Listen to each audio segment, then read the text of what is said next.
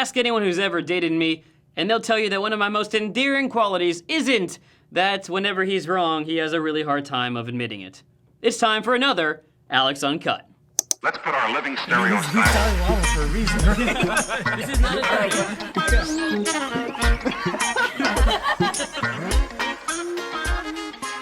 There are a lot of things in life that when we find out they're not true, they shock us. For example, Santa Claus at the mall was not the real Santa Claus. When he asked me what I wanted for Christmas, he was one of Santa's helpers. And you learn these things in life that make you go, boom, oh my gosh, that makes so much sense. Which brings us to today's question, which is from, I should really stop flipping this phone. AimeeJ, what were you completely certain of until you found out you were wrong? AimeeJ, lots of things.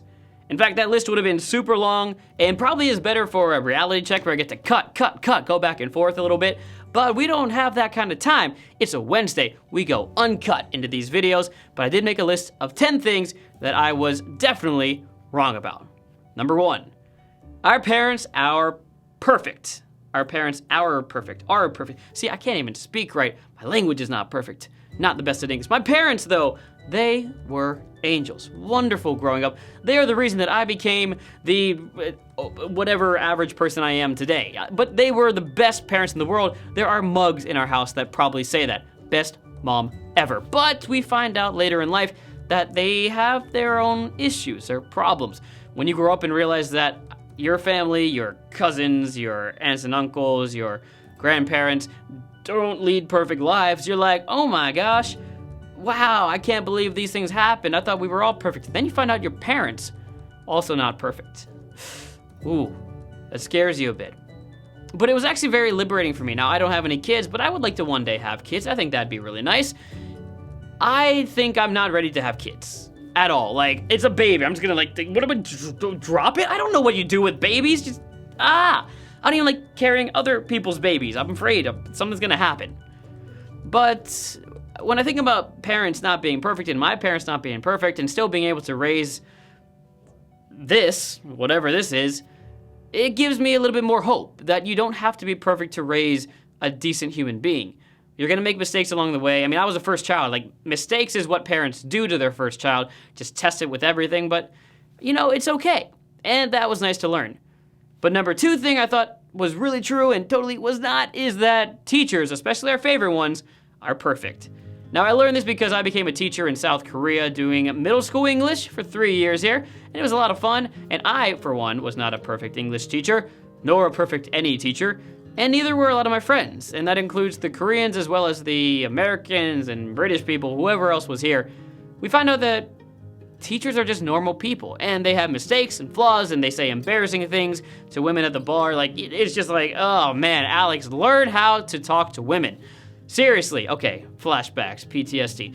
Forget about that for now. But when I look back to my teachers, my favorite teacher in 4th grade, Mr. Burke, you were awesome.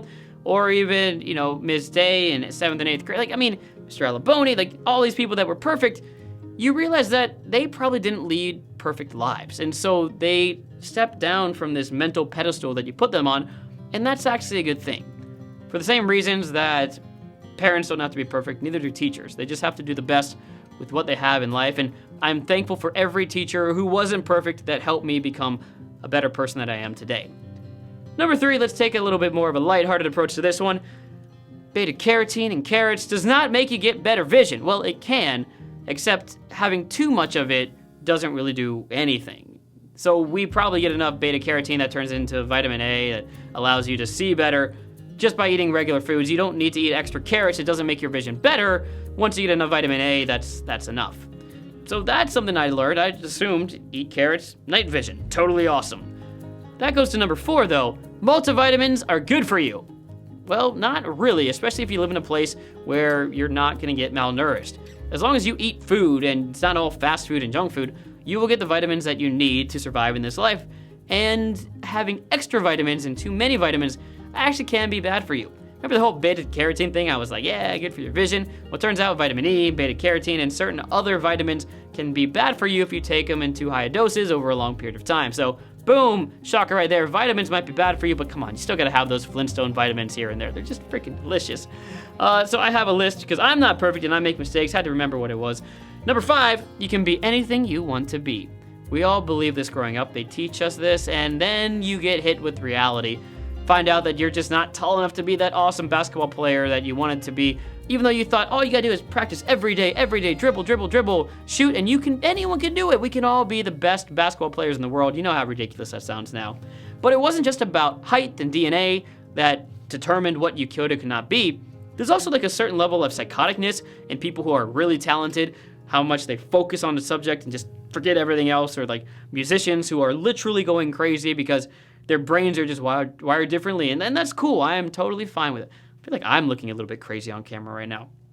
I can't be anything I want it to be, and that's okay. Now going a little bit darker though, I would say this was a weird one. Abortions are always wrong. Now I know that's a long debate to have in a different day, but the word always is something that we need to get really out of our opinion brains. Like this is always the case. Look, in America, there's a huge, vigorous debate. I went to a Catholic school. I was taught that every fetus is precious, no matter what. And of course they are, but so is the life of the person carrying it and the people around them. I'm personally someone who is pro-choice. I'm not pro-abortion. I'm like, yeah, abortion. I'm just like, you know, it's not my decision to make, and I don't want the government telling people to do it. I was convinced of that. And I guess we'll go ahead and do 6.2, 6B, whatever this is. I used to think gay marriage was wrong. Sorry. Catholic school, growing up, love your neighbor, but just don't let him get married. I feel like I'm wrong about that now. But I was convinced because that's what God wanted. I don't know. Next up, let's go to healthier stuff. Come on, let's move on. Found out recently that alcohol does not kill brain cells. Awesome, everyone. Let's go ahead and celebrate that right now. Do a little dance. And stop. I know what everyone wanted to say. Their hammer. Yeah. But turns out that it's still not good for you. It's gonna determine how your life ends up. It's gonna mess up your brain. It's gonna be like, if you drink too much alcohol, because it screws with your dendrites up there.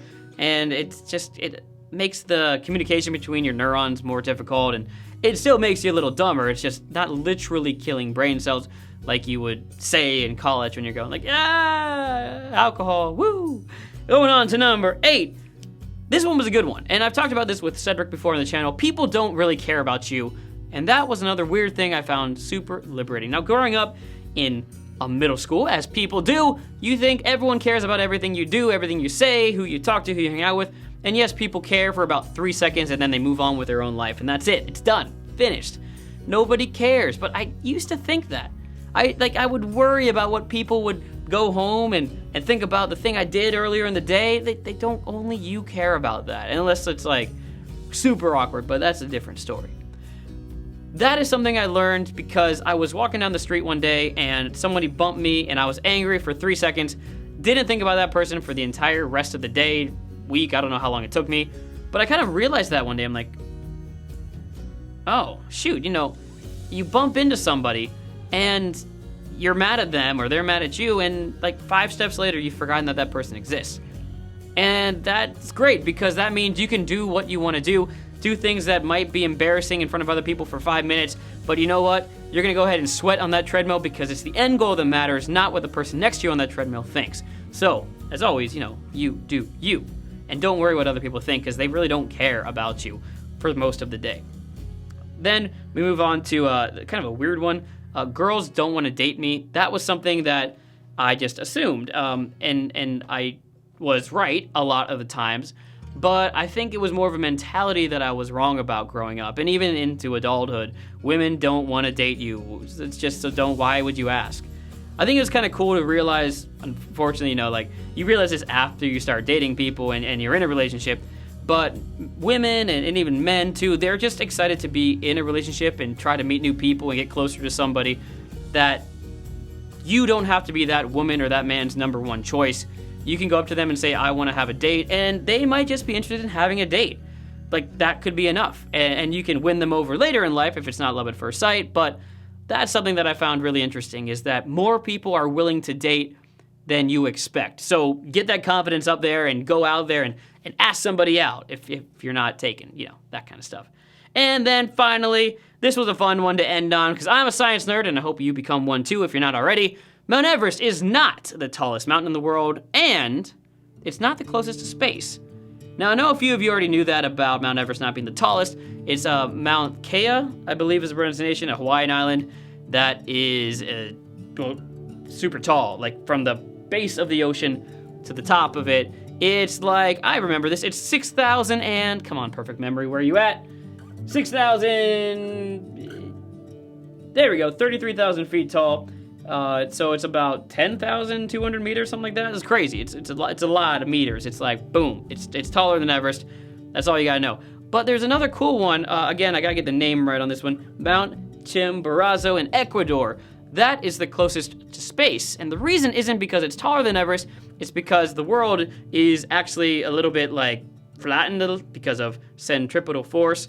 And it's like spinning and it just expands to the equator, and Ecuador being at the equator means it's closer to outer space, and you got this mountain out there that happens to be closer to space or further away from the core than Everest. And I'm like, that's kind of cool. I'm sure somebody will get me on a technicality with wording on that one. Also, bonus 10 point B or whatever, I used to think it was centrifugal force or something like that. It's centripetal force, so that's that. But having all these mistakes and then learning from it is a good reminder that it's okay to be wrong. And it's very important to accept that fact, but also open to someone else telling you something and you being like, you know what, it's possible that the things I believe in aren't always accurate. And I want that to be the takeaway from this video. It's okay to be wrong, and it's even more okay and even more admirable, I can't even finish right, to admit that you're wrong in front of other people, admit that you're learning, and admit that they're right. It's really hard to say, it really is. Just be you, do you, all that stuff I always say, and be intellectually curious. My gosh, there was so much energy in that today. Were you guys okay? Did I just jump out at you? I get excited to learn and find new things out about the world, and I hope that you did too. And thank you so much, AimeeJ, for that question. It was nice to go ahead and check it out. If you have a question for next week, you know what to do. Get down there in the comment section, get your hands dirty on that keyboard, and, you know, ask me a question. Also, any cool facts that you found out late in life where like, oh my gosh, this is not real like I thought it was, go ahead and write that down in the comment section. That would be great as well. I always answer questions from the previous week that I didn't make my main question. So there's a few here. We have one for, what type of student were you? Peaceful Minji. I was somebody who was an A student growing up. Like I had to get A's and I worked my butt off. And I tried 1,000 different clubs. I wish I had focused on a few smaller activities though, rather than that. Do you think your teachers could have done something differently to bring the best out in you? And I think the answer to that is yes. I wish they would have had me do one or a few activities rather than, you know, a bunch of them. Which Korean actor or actress would you like to present an award to, and why? I don't have a great answer to that because, yeah, I don't know. I have a few that I'm like partially friends with, like not like best buddies, but I think it'd be cool to give it to a friend, whoever that would be. I don't really care about meeting celebrities for the sake of them being celebrities, but if you have a friend who becomes a celebrity, like that's super awesome. Have you ever regretted doing YouTube? If so, how come? No, I haven't. I've certainly had some hard times through it and have people like not believe in you and that whole stuff, and I'll make another video about that one day because I do too many of those on this channel too. But yeah, I don't regret it at all. I'm very happy that I started. It's been an incredible journey that's given me so many adventures in life. Maybe for another video, I'll go deeper into that one. But that was it. That was insane. That was Alex Uncut, as real as it gets. Don't forget to get out there and be good, do good, and of course, feel good. Oh no, the of course comes after that. And repeat those steps. That didn't even sound cool anymore. See you next time. Goodbye, hase, yo. It's all right, people make mistakes. A lot of people do, and I know some of you out there did make a mistake by not hitting that subscribe button or like button. Here's your chance to fix that right now. Go ahead, I'll wait. I'm just kidding, video's over.